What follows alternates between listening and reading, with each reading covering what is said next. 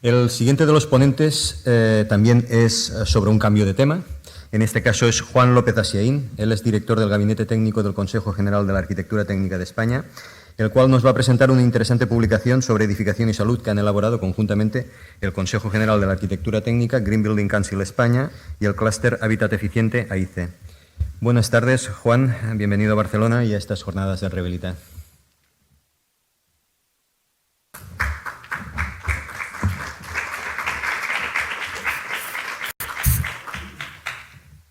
Muy bien, buenas tardes a todos. Muchas gracias por invitarnos y felicidades por la jornada, por la semana, pero bueno, lo que yo he podido ver es la jornada y me está encantando.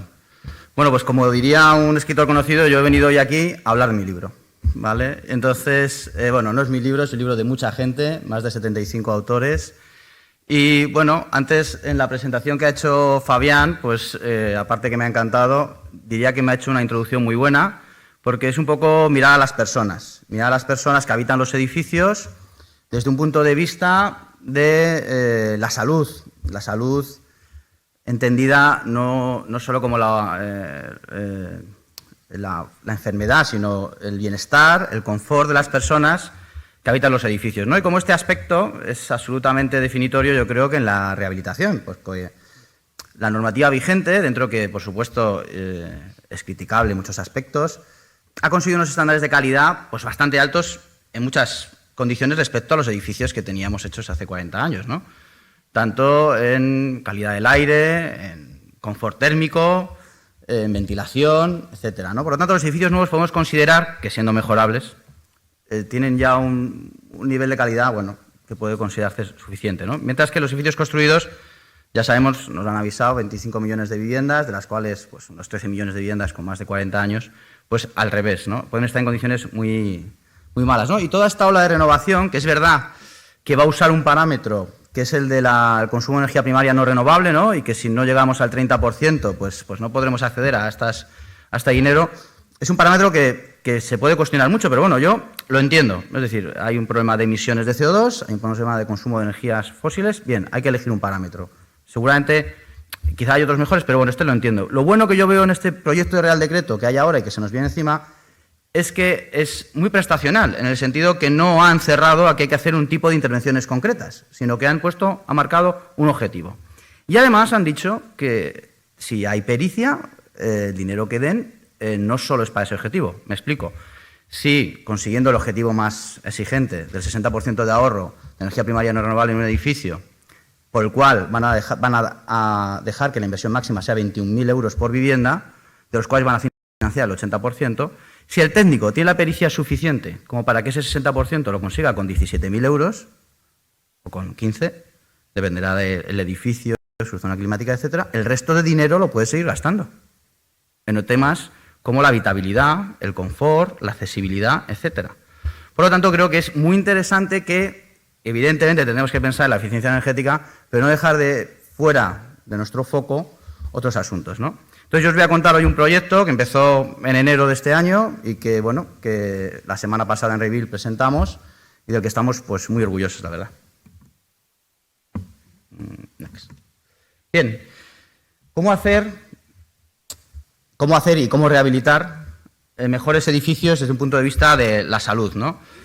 Esta pregunta se la ha hecho mucha gente antes que nosotros y hay escrito, lo cual está muy bien, pero había que seguir haciendo, evidentemente, ¿no? Y había tres entidades, el Consejo General de Arquitectura Técnica, que, bueno, de alguna manera está representado en los 55 colegios de aparejadores y arquitectos técnicos de España, AICE, un clúster de Valladolid, de Hábitat Eficiente, y GBC, que la presentaba antes Bruno. Bueno, vimos que estábamos haciendo ya cosas de forma individual, ¿no? Y dijimos, oye, ¿por qué no nos juntamos, ponemos como base lo que hemos trabajado ya e intentamos ir un poco más allá, ¿no? Teniendo en cuenta pues, que pasamos cerca del 90% de nuestro tiempo en edificios, que a lo mejor el 60% incluso en nuestras viviendas, toda la pandemia nos lo ha recordado a todos, ¿no? Lo importante de nuestras viviendas. Desde este punto de vista de que los edificios sean lo más amables con las personas posibles y que generen confort y bienestar. Bien, AICE es un clúster que ya venía trabajando en este tema, hizo un congreso, Life Habitat, que tuvo, a mi modo de ver, un éxito bestial por una razón muy concreta. No era de técnicos solo, había mucho personal sanitario, mucho personal, gerentes de hospitales, gerentes de residencias para mayores, etcétera, que aportaron un punto de vista, psicólogos, que no tenemos los técnicos, ¿no? Y que también es complementario. Además, una publicación donde trata de justificar que además el confort en los edificios, en este caso oficinas, es rentable económicamente que las personas estén a gusto en los edificios, ¿no? Hacemos los edificios para ellos, o sea, que está claro, tenemos que pensar que estén a gusto. Pero además es que estar a gusto es una cosa positiva incluso para las empresas, ¿no? Bien, GBC, no hace falta presentar más de todos los proyectos en los que está, Bruno ahora esta mañana, pero bueno, también había hecho una publicación, por cierto, la anterior es absolutamente gratuita y descargable, esta es gratuita y descargable y la que yo os voy a contar es gratuita y descargable, es para todo el sector, ¿vale? Ha hecho una publicación que yo recomiendo totalmente que le echéis un vistazo, también sobre los aspectos, también aspectos incluso sociales que afectan a los edificios a las personas, ¿no? Y el Consejo General de Arquitectura Técnica, que yo hoy, bueno, hablo un poco por los tres, pero bueno, yo pertenezco al Consejo, que habíamos hecho también una publicación mucho menos ambiciosa, 7 llaves para un edificio saludable, valorando, bueno, pues una serie de aspectos. Aquí valoramos 9 en el nuevo libro, nos empezamos con 7. Sí que tuvimos ayuda de la Organización Médica Colegial, que nos aportó cierto valor. Además de eso, hemos seguido y vamos a hacer Contar, que es un congreso donde el lema era ellos sanos, nosotros también, ¿no? Refiriéndose a los edificios, y con muchas publicaciones muy interesantes. Además de eso, tenemos un convenio, estamos haciendo un estudio sobre calidad del aire en viviendas, porque la calidad del aire en viviendas es quizá la menos estudiada, está muy estudiada en edificios ¿no? de sector terciario, en colaboración con la Asociación Española de Neumología, es decir, estamos trabajando también en estas cosas. Y nos juntamos los tres con un objetivo que era, bueno, pues buscar el know-how que había en el sector, la gente que estaba ya trabajando en este tema, y tratar de coordinar 9 aspectos que surgieron de gente que pudiera darnos un pequeño, bueno, pues que pudiera poner su conocimiento al servicio, ¿no? Y nuestra sorpresa es que la llamada fue súper bien acogida. Y salieron 9 grupos con 9 coordinadores, donde les pedimos que trataran desde esas 9 visiones, que ahora diré cuáles son los parámetros que afectan a la salud de las personas, cómo la afectan, cómo se pueden medir y cuáles serían las referencias normativas o legislativas o más allá de la norma para mejorarlos. Bien, han estado trabajando durante 5 meses, se han reunido los grupos al menos 5 o 6 veces cada uno, pero es que además, como aportaban mucho trabajo previo, pues ha resultado fácil. 75 autores, que es el mayor éxito de esta publicación, y 400 páginas de documento, lo he traído aquí, ¿vale? Un documento que, sinceramente, pues, estamos encantados y creemos que ha quedado muy bien y estamos seguros de que habrá cosas mejorables, pero creemos que en general es algo muy positivo. Y lo presentamos la semana pasada en el ámbito de Revir. Bien, bueno, esto es una reunión de los coordinadores, les veo a todos muy contentos. El caso es que la gente ha trabajado muy a gusto y en general están bastante satisfechos. La presentación que hicimos la semana pasada. Y bueno, este es el éxito total de este libro, es esa gente que está ahí, porque ahí están solo la mitad de los autores, porque bueno, no todo el mundo puede desplazarse, etcétera. Pero claro, hay gente muy capaz, con agendas complicadísimas, con muchas cosas que hacer, que ha donado su tiempo de una forma totalmente altruista y generosa y ha prestado su conocimiento volcado en este libro, ¿no? Y nosotros entendemos que sin duda este es el mayor éxito. A ver, ahora. Bueno, ahí están los nombres de todos ellos en reconocimiento. Hay muchos técnicos, evidentemente, entre arquitectos y arquitectos técnicos, bueno, copamos más del 50% de los autores, pero también hemos podido tener la suerte de contar con otros ámbitos, ¿no? Relacionados con la economía y con lo sanitario, que nos dan una perspectiva muy importante, que a veces les oyes hablar y te replanteas lo que pensabas, porque, claro, tienen otro punto de vista muy distinto, ¿no? Y han aportado mucho, sin duda.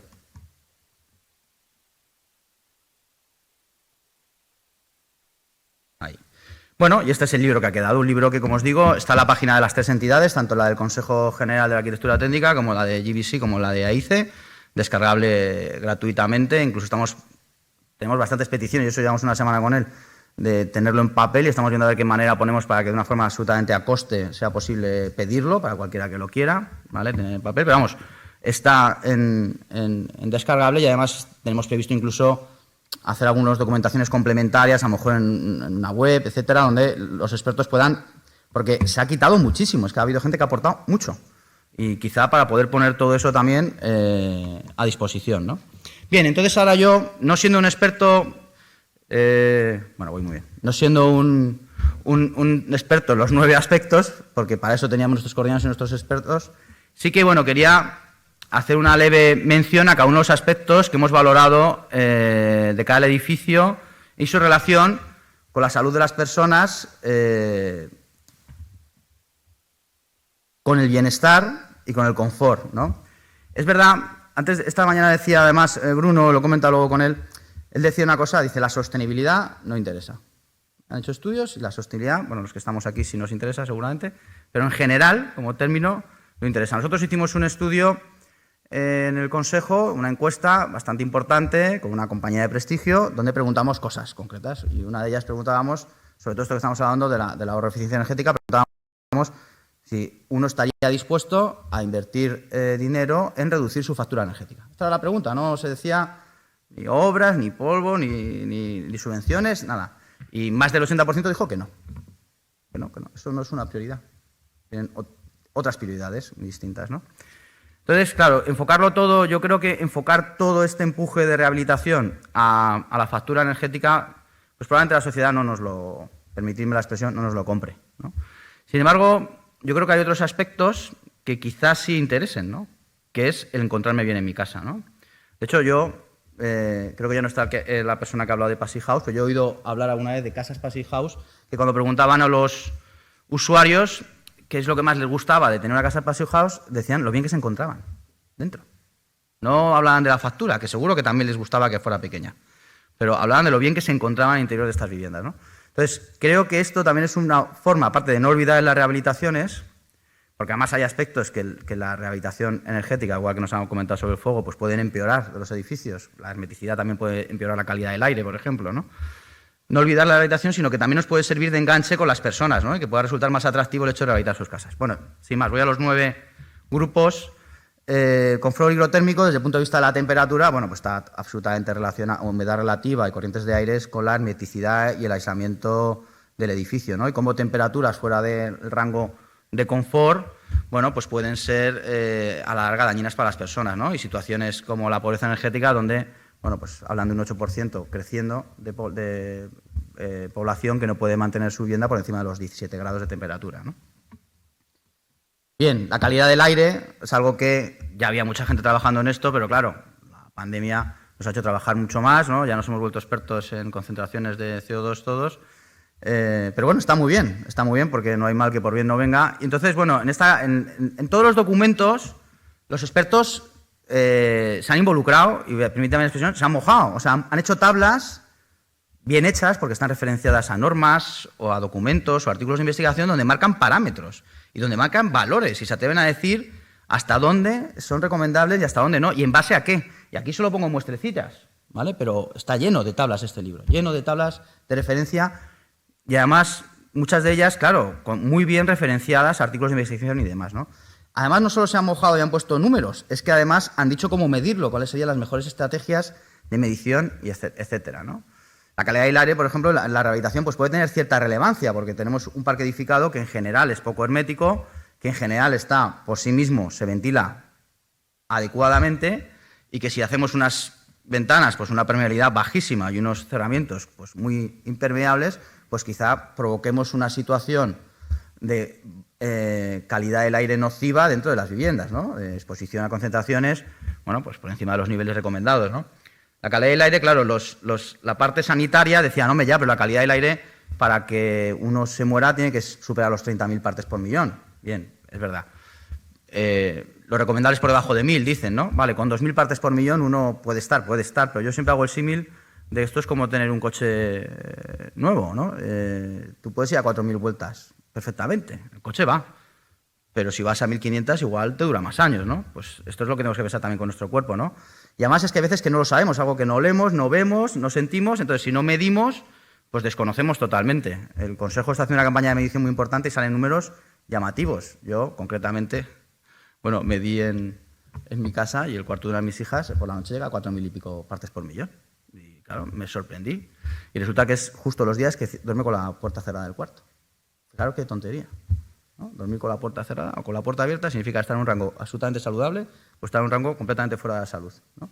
Esto quizás simplemente un poco de bueno, digamos, de explicación, ¿no? Y de simplemente ser capaces de llegar a la sociedad y contar todo esto. Estoy dando mal al botón, está claro. Vale, aquí.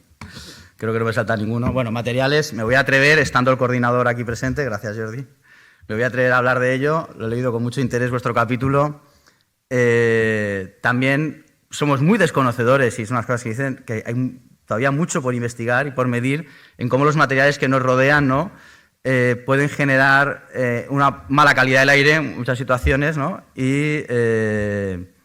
Y bueno, daños a la salud, ¿no? Luego nos van a hablar del amianto, que es el ejemplo por antonomasia, ¿no? Pero bueno, que hay muchos más, ¿no? Y además esta sensibilidad química múltiple, si me queda con el concepto, de que además igual uno solo no tiene por qué tener ese efecto nocivo, pero la combinación de varios sí, ¿no? Y otra vez se han atrevido, hay un montón de tablas, esto es un recorte, un montón de tablas con parámetros donde dicen si es significativo, si no, cuando es muy grave, en qué niveles, referenciadas también, y luego relaciones en los materiales, los contaminantes que tienen y cómo su combinación, qué daños producen sobre las personas. Otra vez los autores, de luego, han dejado aquí todo su conocimiento y todo bastante bien en general referenciado y con bibliografía.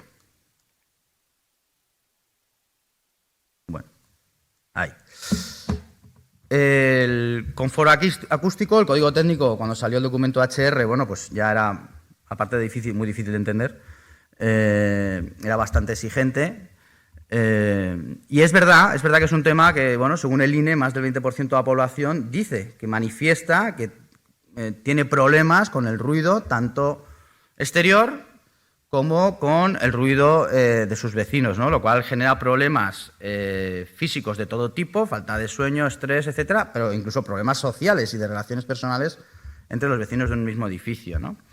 Bueno, además de aquí ponernos unas referencias de números, que es verdad que el código ya está bastante bien, bueno, se explica también muy bien cómo medir esto y cómo hacer las pruebas necesarias para cotejar si estamos en unos rangos adecuados, y que hacen una serie de recomendaciones. En todos los capítulos suelen hacer recomendaciones tanto en ejecución de obra nueva como en rehabilitación, prácticamente en todos.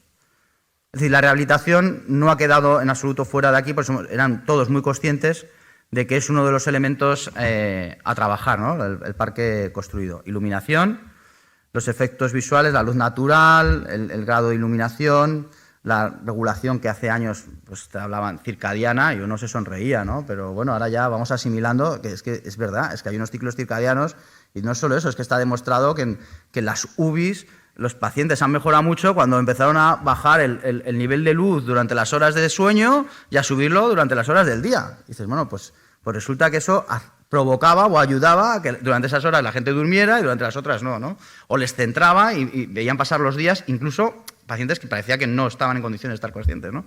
Bueno, bien, todo esto está estudiado, otra vez un montón de referencias, un montón de tablas, un montón de propuestas, recomendaciones de todo tipo para la iluminación, un montón de daños que nos pueden generar que yo no tenía ni idea, y cuando he estado leyendo, pues te reafirmas en esto de solo sé que no sé nada. Y bueno, aquí tenemos, creemos que hemos puesto algo a disposición de todos los técnicos para que podamos hacernos una idea y afrontar trabajos de rehabilitación desde un punto de vista saludable para las personas, ¿no? Bueno, por supuesto la accesibilidad, ¿no? La ergonomía y la accesibilidad. Lo que pasa es que aún así sorprende y dice, bueno, esto ya está todo hablado. Bueno, pues no está todo hablado. Hay un montón de infografías de mínimos y máximos desde el punto de vista de la accesibilidad. Tenemos unos números fatales. Se considera que el 66% de los edificios que existen en España no son accesibles desde la calle al edificio, y un 22% de los edificios que hay en España todavía no cuentan con ascensor, ¿vale? Pero es que no es solo tener ascensor. Yo a veces cuando veo los anuncios de idealistas dices, edificio accesible. Dices, bueno, ¿accesible por qué? Porque tiene ascensor, porque han puesto una rampita a la entrada. Bueno, bien, nos recordábamos antes la primera vez que vine ya a Construmat, que fue hace 5 años o así, y un arquitecto que iba en silla de ruedas hizo una ponencia que a mí me gustó mucho, y al final dijo, bueno, tú piensas que me invitas a tu casa. ¿Tú piensas que me invitas a tu casa? Ah, porque nos caemos bien, me invitas a cenar. ¿Tú piensas en todo lo que tengo que recorrer yo? Primero, ¿hay transporte público para llegar a tu casa? Si hay transporte público, luego cuando me deje la calle podré subir a la acera. ¿De la acera puedo entrar en tu portal? ¿Tienes ascensor? ¿Pero entro en el ascensor? ¿Puedo girar la silla? ¿Puedo entrar en tu casa? ¿Puedo pasar al pasillo porque la puerta es del ancho suficiente? Si tengo que ir al baño, ¿puedo ir a tu baño? ¿Puedo entrar en el baño y cerrar la puerta? Es decir, no es solo 2 cosas que tenemos ahí interiorizadas, es mucho más. Y aquí hablan de muchas más cosas, con mínimos y máximos recomendables a llevar a caso. También casos de éxito. Bueno, este grupo lo hemos tenido que reducir también porque hicieron un Excel, bueno, no sé, de 50 y tantas páginas que esperamos poner en la web que queremos hacer, con un montón de normas y de referencias. Bien. Calidad del agua. Bueno, es verdad que nosotros, en general, tenemos una calidad del agua bastante buena, ¿vale? Las compañías distribuidoras, en general, en nuestro punto de consumo, la calidad del agua es aceptable o buena. Es cierto que, sin embargo, que los edificios son los que son capaces de hacer que esta calidad del agua empeore. Bien, normalmente pasan las mismas cosas, que es materiales inadecuados, el uso de materiales, claro, están prohibidos, pero están prohibidos ahora, como el plomo o el aluminio en las redes de distribución, un uso incorrecto de los depósitos de agua, pues bien porque no están protegidos, bien porque no se tiene en cuenta que ese depósito se tiene que renovar el agua, no puede ser depósitos que solo funcionen puntualmente, ¿vale? O agua que va a sitios de tratado que no hay válvulas de antirretorno, ¿no? Agua que puede ir a una piscina o a temas de climatización, etcétera, que no tiene válvulas de antirretorno y en un momento dado, es verdad que es difícil, pero si la casualidad da que ese punto está más alto, se abre un grifo por debajo, etcétera, tú recojas un agua que no es la que te corresponde, ¿no? Bien, igualmente, bastantes recomendaciones, formas de medir la calidad del agua y luego también, me ha parecido interesante, unas recomendaciones de tratamientos ya más a más, de filtrados, tratamientos de luz ultravioleta, etcétera, de un más a más de conseguir aguas de mejor calidad en los edificios.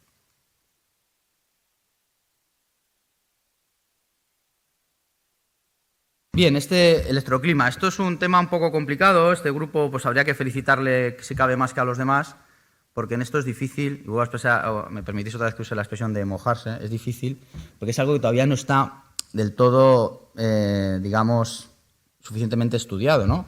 Y va más rápido la tecnología, el 4G, el 5G, etcétera, que los estudios, ¿no? Pero la Organización Mundial de la Salud ha dicho que podrían ser elementos cancerígenos en según qué intensidades, ¿no? Podrían, ¿no? Esto es, claro, podrían. Es un tema difícil porque, claro, ir contra el propio avance tecnológico pues no es lo que corresponde. Pero bueno, bien. Entonces, ellos con mucho rigor han nombrado cada una de las afirmaciones que hacen de qué estudio científico proviene, ¿vale? Indicando la norma actual, los límites que hay, ¿vale?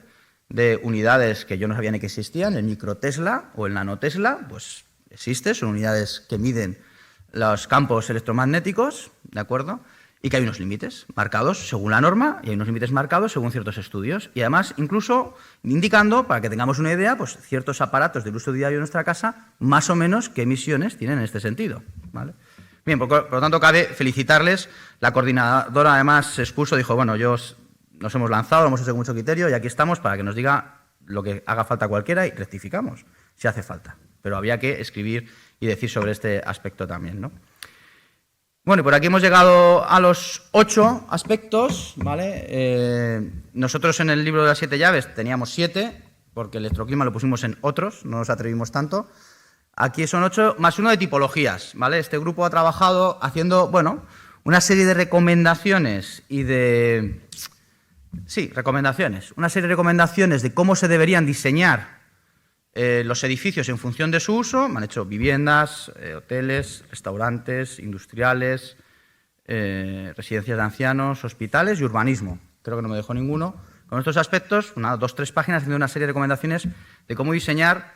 Antes me reía con Bruno a mediodía porque decía cómo diseñar los edificios para las personas que estamos dentro, no para las personas que los ven desde fuera, ¿no? Entonces, para diseñar los edificios desde las personas que los usamos en función del tipo de uso, ¿de acuerdo? Entonces, bueno, la verdad que está muy bien, es un trabajo de un montón de además proyectistas, lo han hecho arquitectos, evidentemente, que ellos mismos recomiendan y, bueno, son conscientes de que hay que cambiar un poco el paradigma de cómo hay que pensar los edificios, ¿no? Hacia adentro, hacia las personas, ¿no? Bueno, y esto es lo que hemos venido a presentar, este libro. Este libro está a disposición de todos, estamos súper contentos de las 3 organizaciones, no esperábamos este éxito, que se debe, insisto, a las 75 personas que han participado y que se han apuntado. Creo que tiene una calidad muy alta, sabemos que no somos los primeros en trabajar en esto, de hecho esos 75 que están ya llevaban años hablando de lo suyo, quizá por atribuirnos un mérito si hemos sido capaces de juntar muchas visiones distintas, muchas personas distintas, algunas de ellas que se conocían y otras que no, y ponerlo todo en un documento.